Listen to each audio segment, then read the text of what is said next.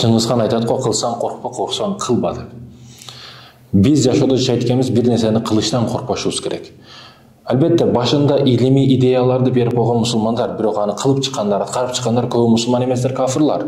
Ошондуктан биз өлүмдөн дагы тике караган, бетме-бет караган мусулмандар эч качан эч нерседен коркпошубуз керек. Бир нерсени ийгилик жолдон аткарышка, бир техника болсун, бир жакшы нерселерди иштеп чыгарыш болсун, бир айтор эмне жагында, техника болсун, механика жагы болсун, айтор эмне жак болбосун, кесип үйрөнүш жагы болсун, кандай учурлар болбосун, кандай кесиптер болсун, кандай иштер болбосун, аны аткарууда биз эч качан коркпошубуз керек.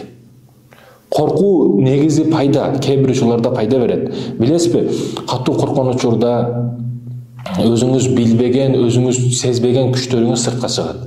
Албетте катуу коркуу бизге көбүнчө көп ийгиликтерди ачышыбызга ачкыч болуп бериши толук түрдө мүмкүн.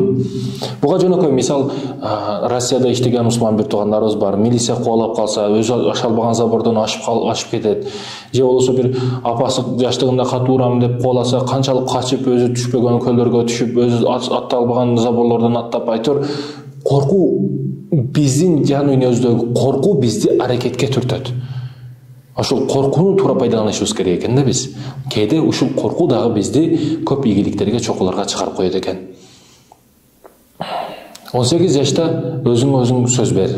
18 жашка толгон болсоң, деги эле өзүң айта турган, 18 жашта болуп калсаң, айта турган сөздөрүң кесип үйрөн биринчиден.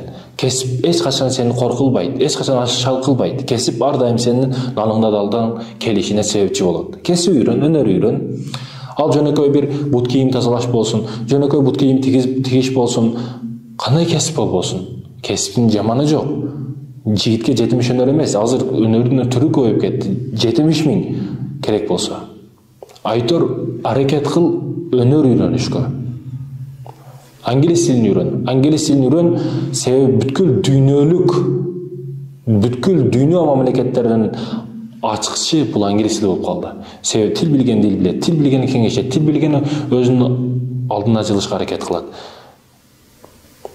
Мисалы үчүн 11 жыл окуп бир тилди үйрөнө албай чыгып кеткендер бар мектепте. 11 жыл окуп бир математик боло албагандар бар. Андан көрө бир тилди үйрөнсөң 11 жыл. Мисалы үчүн кээ бир тааныштарым бар, 6 айдан бери, 7 жылдан бери бир тилди үйрөнө албай же башка кылат.